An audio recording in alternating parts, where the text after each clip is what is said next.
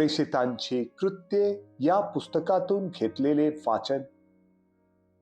पुढल्या शब्दात दिवशी बहुतेक सर्व नगर देवाचे वचन ऐकावयाला जमले.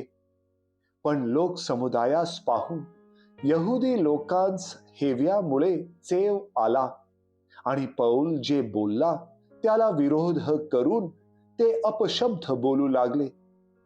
तेव्हा पौल आणि बर्नबा हे निर्भीडपणे म्हणाले, देवाचे वचन प्रथम तुम्हास सांगावयाचे अगत्य होते. तरी ज्या अर्थी तुम्ही त्याचा अवहेर करता आणि आपणास सार्वकालिक जीवनाकरता अयोग्य ठरवता, त्या अर्थी पहा, आम्ही परराष्ट्रीयांकडे वळतो.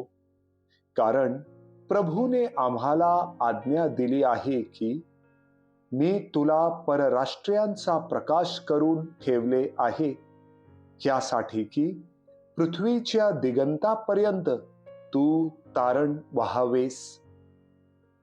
हे ऐकून परराष्ट्रीय आनंदित झाले आणि त्यांनी देवाच्या वचनाचा महिमा वर्णिला. तेव्हा जितके सार्वकालिक जीवनासाठी नेमलेले होते तितक्यांनी विश्वास ठेवला आणि प्रभूचे वचन त्या सर्व प्रांतात पसरत गेले. तेव्हा यहुदी लोकांनी भक्तिमान व कुलीन स्त्रियांना आणि नगरातील मुख्य पुरुषांना चिथवले आणि पौल व बर्नबा यांचा छळ करून त्यांना आपल्या सीमेबाहेर घालवून दिले. त्यामुळे ते आपल्या पायांची धूळ त्यांच्यावर झटकून इकुनियास गेले. इकडे शिष्य आनंदाने आणि पवित्र आत्म्याने पूर्ण झाले. प्रभूचा शब्द. देवाला धन्यवाद.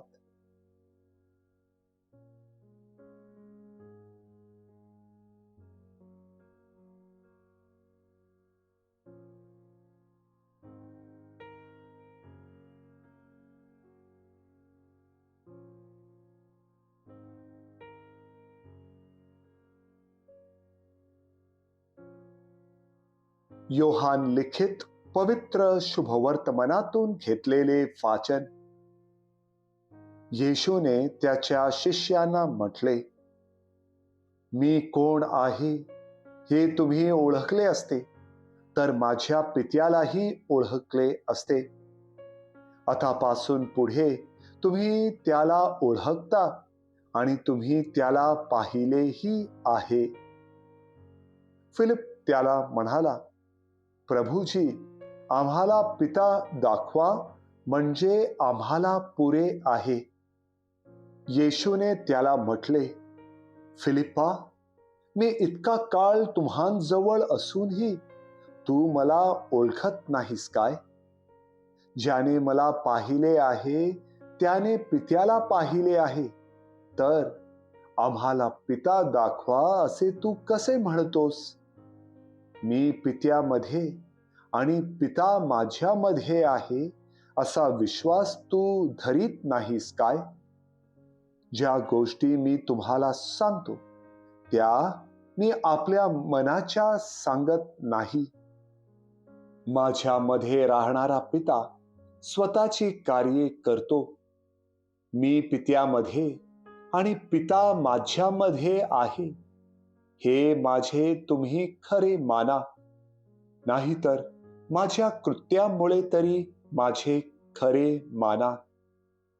मी तुम्हाला खचित खचित सांगतो, मी जी कृत्ये करतो ते माझ्यावर विश्वास ठेवणाराही करील आणि त्यापेक्षा मोठी करील, कारण मी पित्याकडे जातो.